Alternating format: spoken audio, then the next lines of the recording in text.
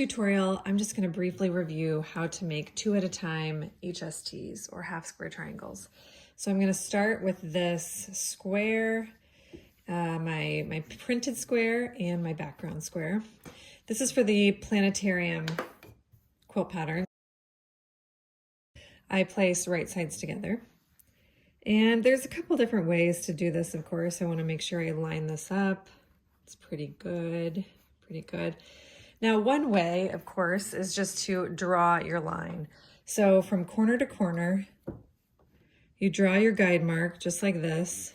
And with any kind of water-soluble marker or drafting pencil, give yourself a guideline, something that you can actually see. This one's kind of hard to see, so not that helpful.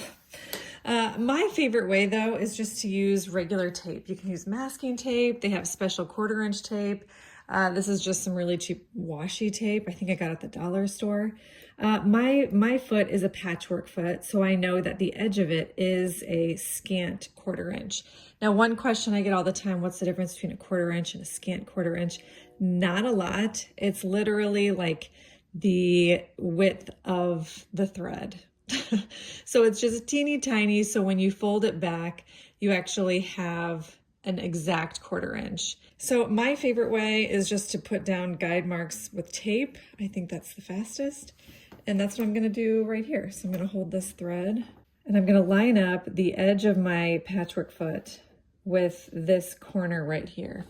Okay, and I'm gonna always line up this edge with this side of the tape. So I'm not sewing down the middle. I'm sewing a 1/4-inch away from that middle guide mark. Okay, so here I go.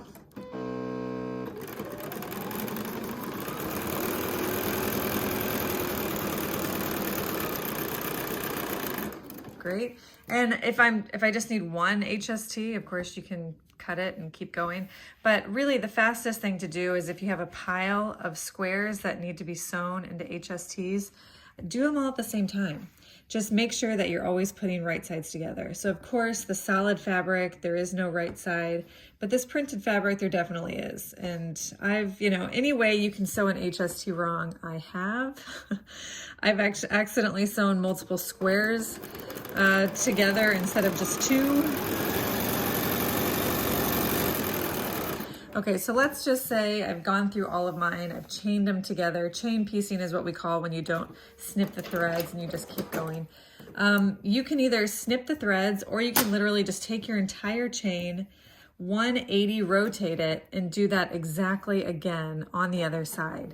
So you're gonna have 2 seams, one on either side of that 1/4-inch mark. Just make sure if this is what you wanna do without any trimming, that you can still see the edge. See how this corner is still lining up with my tape?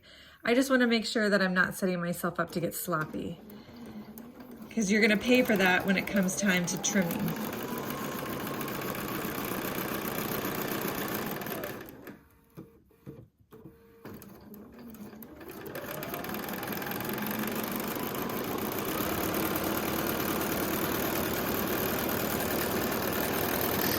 Now, honestly, I have found that not trimming and chaining them like this actually takes me more time because it kind of blocks my visibility here. So that's not my preferred method. I just wanted to show you that you can do that if you get really good at it. So once you have all of your little pairs sewn with 2 seams down the center, it's time to trim. And there's a nice little shortcut to trimming. So I use the vertical line on my cutting mat and I line up basically however many you feel like you can. I kind of stagger them just like this, making sure that these seams are lining up, if you can see that. And this tip is always lining up with that line, so that when I give myself one cut, it will slice through all of these at the same time. Okay, I'm just gonna do 3 for this video. So these are all lined up. Maybe I'll get a little bit closer. Corner is lined up with this vertical line. Oh, maybe I zoomed in a little too much. But you can see how all of these seams are lining up. All right, I'm gonna take my ruler and rotary cutter, gonna line it up with that vertical line. Give yourself a double check that this 1/4-inch on my ruler is also lining up with, ready. trimmed. Ta-da!